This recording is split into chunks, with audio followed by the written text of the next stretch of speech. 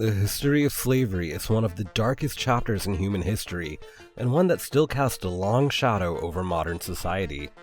While some people are familiar with the horrors of slavery, many others remain unaware of the full extent of the suffering experienced by slaves. From being captured from their homeland, to being transported on slave ships, and the brutal sexual cruelty they had to endure on these ships, we'll be exposing the sexual cruelty on slave ships. So join us as we discuss the traumatic and deadly conditions that African slaves had to endure during the transatlantic journey to the New World.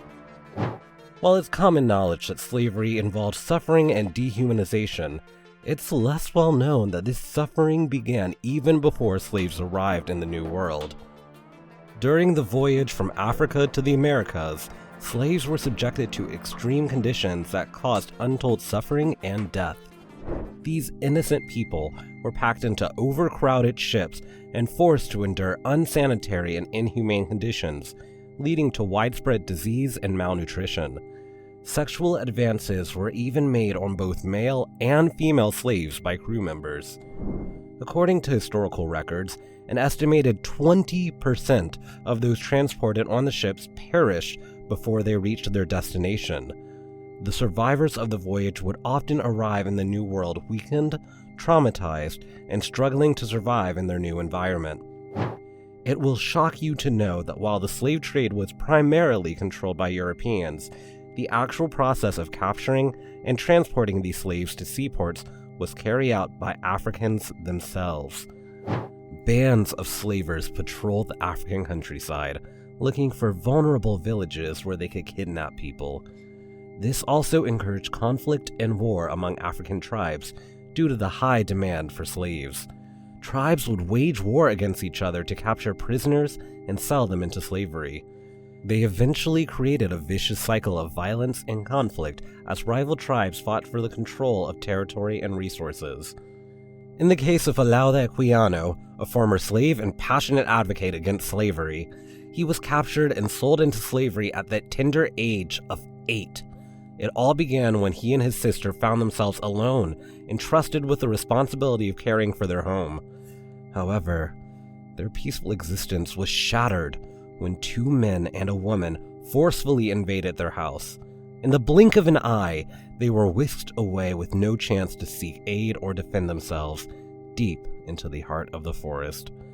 It was in this remote and foreboding place that their hands were tightly bound, leaving them in a state of despair. The dark and troubling story of Africans selling their fellow Africans to slavery is a shocking and unsettling one, but it's a story for another video, so make sure you stay tuned for that. Now, for those slaves that were being captured and taken from their homeland, the journey to the coast was just beginning of a long, difficult process of enslavement. They were often forced to walk for weeks before reaching the coast. Sometimes, with little food or water, they were sold and resold to different slave owners along the way. This practice was extremely brutal and often involved the murder of those who resisted.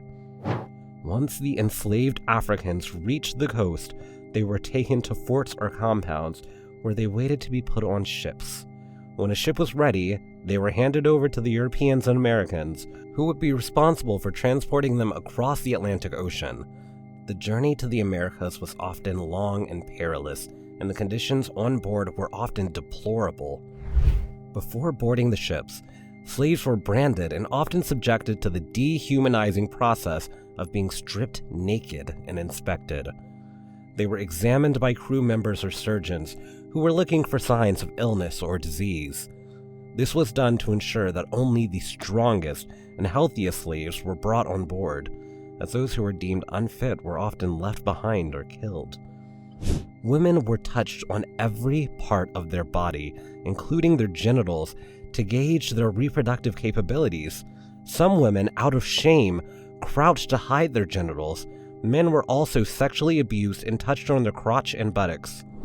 Once on board, the men, women, and children were kept apart, and the men were chained and sent to the lower decks.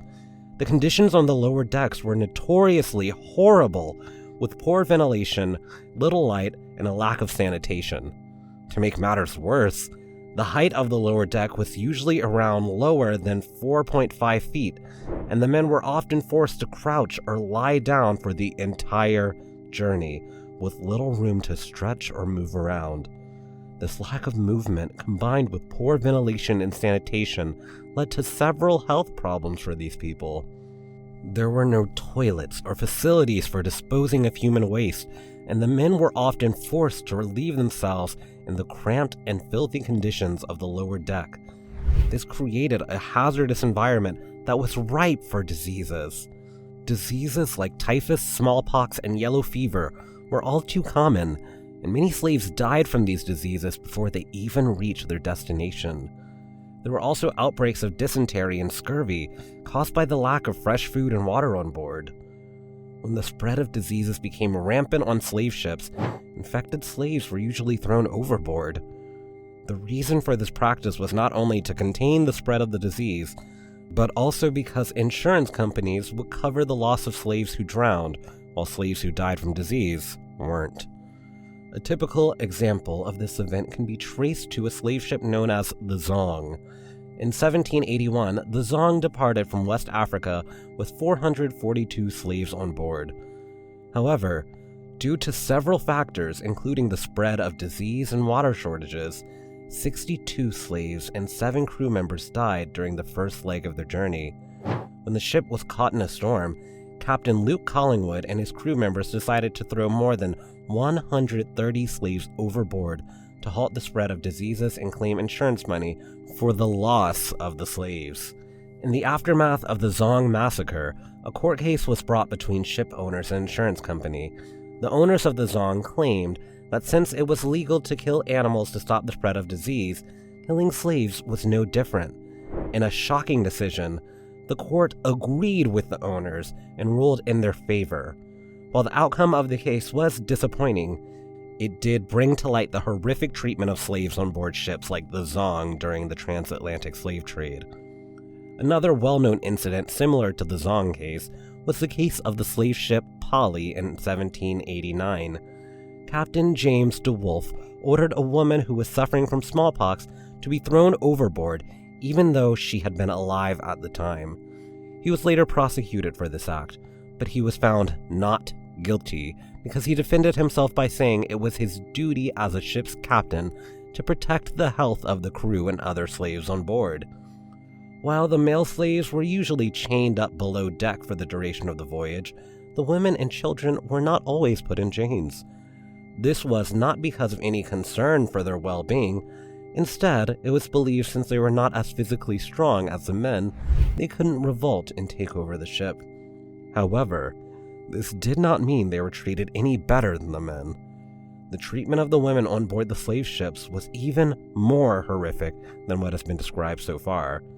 Many of the crew members took advantage of their position of power to sexually abuse the women, often with no regard for their feelings or well-being. In some cases, crew members were even known to select certain women as their favorites, giving them additional food and clothing in exchange for free sexual access.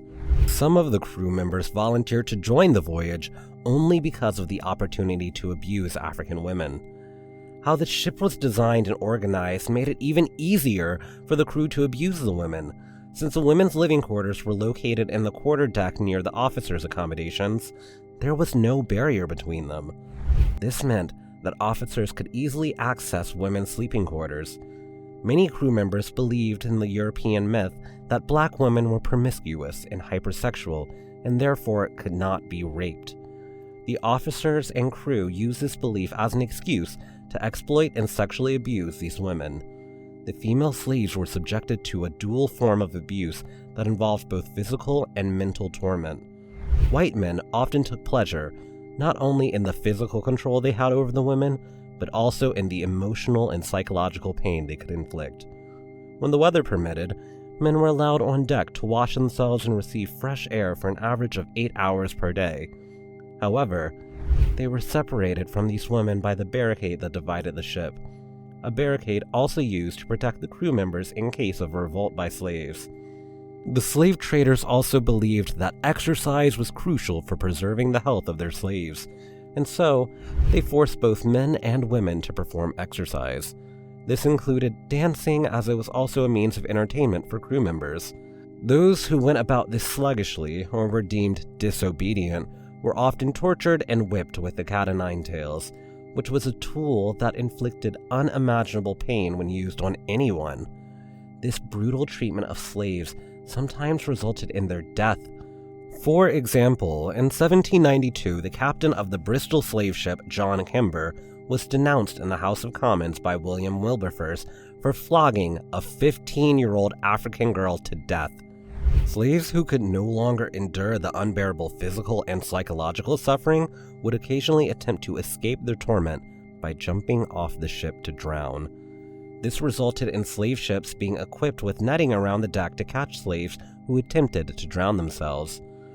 However, those who managed to plunge into the water were saved, not out of compassion, but to subject them to harsh punishment that would serve as a stern warning to other slaves and to deter further escape attempts. However, many attempts at self-drowning were unsuccessful. Some slaves resorted to a different form of resistance by refusing to eat. Sadly, this led to brutal beatings and the distressing practice of force feeding, accomplished through the use of spectrum oris, which was a tool designed to forcefully open a person's mouth for feeding purposes.